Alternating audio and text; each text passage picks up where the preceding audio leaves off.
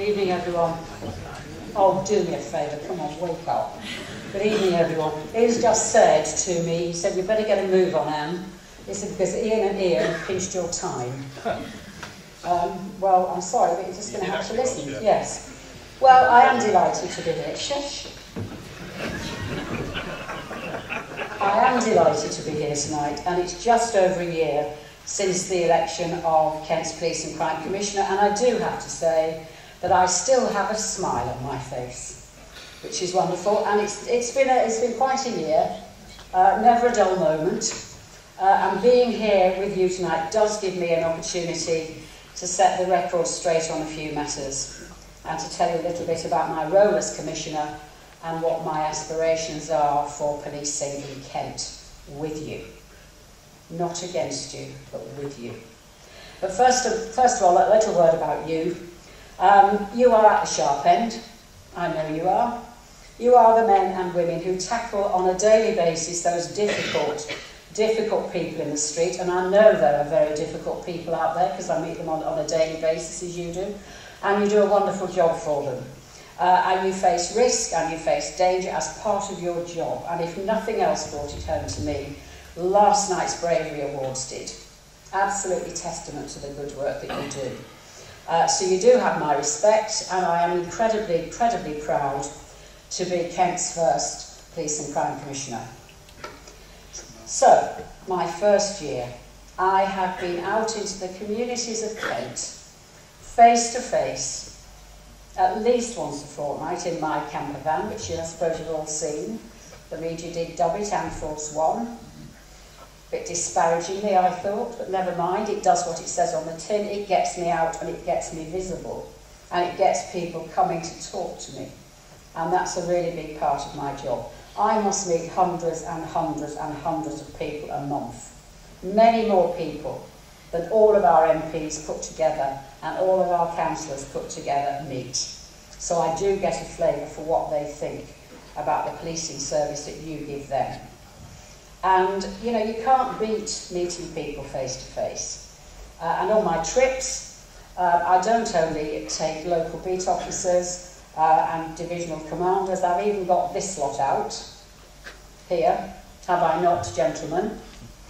Yes, meeting people face to face so that the people of Kent can tell your senior officers exactly what they think of the service you give them, because I want them to hear it as much as I hear it.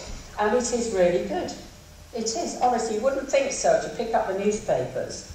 You would think that the policing profession is at the bottom. Well, it's not. You are held in very high esteem out there on the streets. So wherever I go, almost without exception, and it is almost without exception, people sing your praises. And it's not an exaggeration to say that people love to see you in the community. And they do have a huge admiration for what you do for them, day after day. And I don't think many people tell you that. So the feedback I get from the public is what I see myself. I've been out in Canterbury with the night patrol, I've been out on the river, I patrol with neighbourhood officers, I've been out with the specials, and I too am thoroughly impressed by what you do for us. I'm proud of Kent Police. It's a great force, and I think you should all be proud of yourselves. And I've not come here tonight to do a bit of stroking. I can do that any day and every day. I do it because I genuinely want to do it. So you don't need me to tell you that we're going through really difficult times, battling with cuts that I have never seen the like of. They are unprecedented. And as Ian said, the force now is as small as it was in the 1980s, and yet demand has not gone down, it's increased.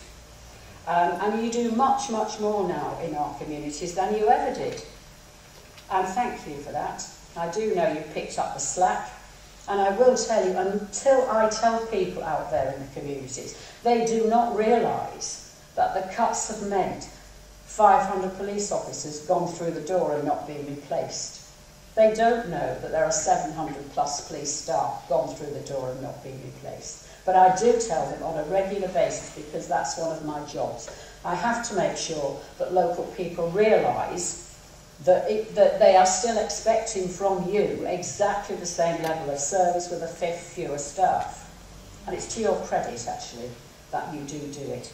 But there are enormous pressures, I know there are, and there are more coming our way. But you have no greater friend than me to explain to local people the good work that you do. And officers who come out on my community engagement events will tell you that, because I do spell it out. I tell it, ladies and gentlemen, as it is. I will oppose further government cuts. I promised I will do that. And just remember, I am an independent police and crime commissioner. I am not a politician. I do not have masters in Westminster. I do not answer to any politician, any party, any political mantra. And that's why I'm difficult to cope with. Politicians don't quite know what to do with me because they don't have any influence over me. The only people I am concerned about are the people of Kent and the force, because I'm concerned about you as well. I'm your police and crime commissioner as well. That said, though, I do know there was a great feeling of disquiet when I decided to commission the HMIC report into crime recording. I was the first commissioner to use my powers to do that. And the grapevine, and I do hear the grapevine, the chief will tell you I probably hear things before he does. Such is my little network of tentacles throughout the force. But the grapevine did tell me that some of you felt that I was, and I quote, washing our dirty linen in public, that I was in some way attacking the force or letting you down. Well, frankly, nothing could be further from the truth. So why did I commission that report? Well, ladies and gentlemen, because it was the right thing to do. Every single person living in this county has a right to have trust in their police force and trust in their officers to record and investigate crime properly and accurately. As Ian has said, you are in a unique position.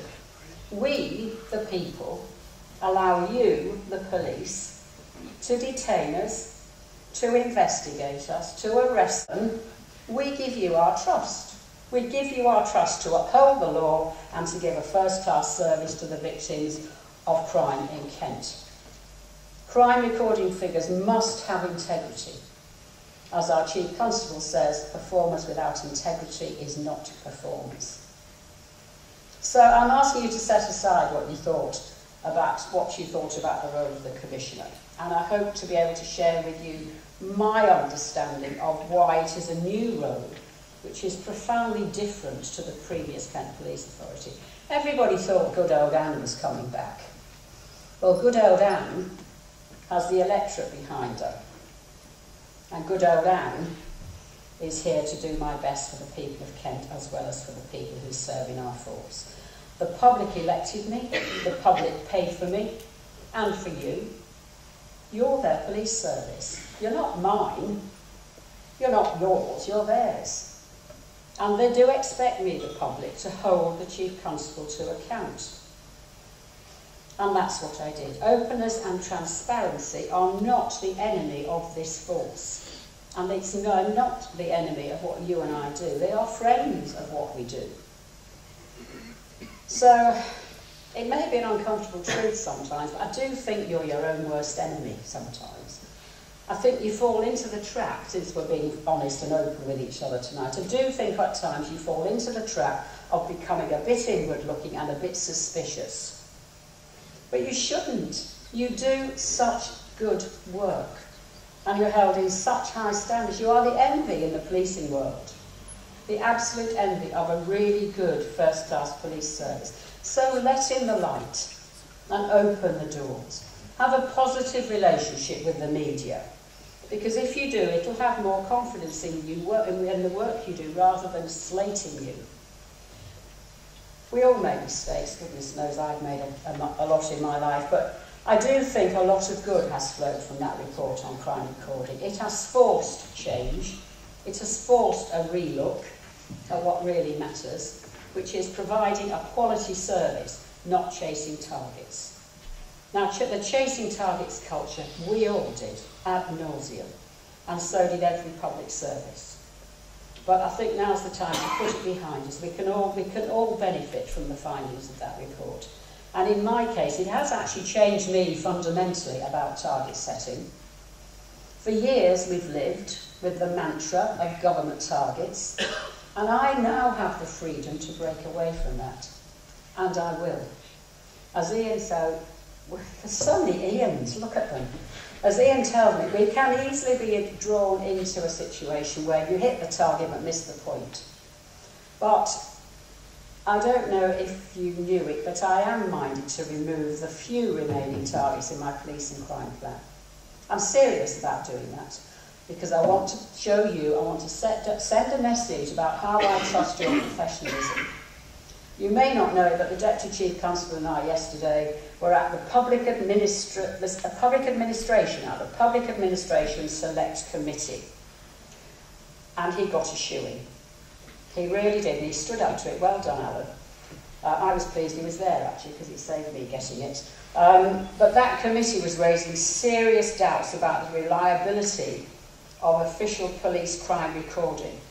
Well, we were both very open and very honest with the committee, and we told them in no uncertain terms that Kent Police is now the only force in the country that can honestly, hand on heart, say that local people can have confidence in their police recording figures and practices, and that every single force needs to do the same. It needs to have a long, hard look at itself, warts and all, take the shortcomings on the chin and put things right and put victims at the heart of crime recording. And HMIC, in my opinion, as I said yesterday and I've said today, should do the same in-depth investigation of every single police force in this land. It is too important not to do it. And police and crime commissioners should not shy away from it. I suspect one or two might, because it's not politically expedient.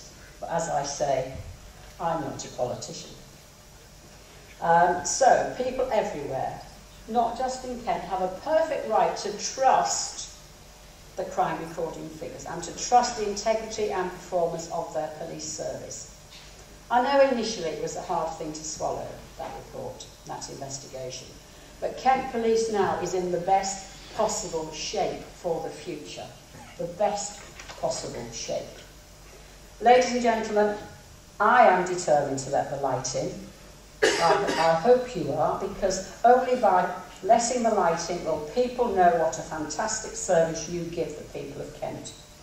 I know the media is sometimes unfair, so if they attack you, I will stand shoulder to shoulder with you, as I did today, because that report was the right thing to do and putting it right has been the right thing to do. What I won't do is try to encourage anybody to go into a bunker mentality. In our modern age, it isn't right and it doesn't work. And frankly, there is no need for it. You provide a very good and a very professional service to the people of Kent, and I thank you for it. Long may it continue, and thank you, Ian. Was that quick enough? He's going to give me a clap now because we ought to finish. Thank you very much for listening and for inviting me along, and supper was lovely.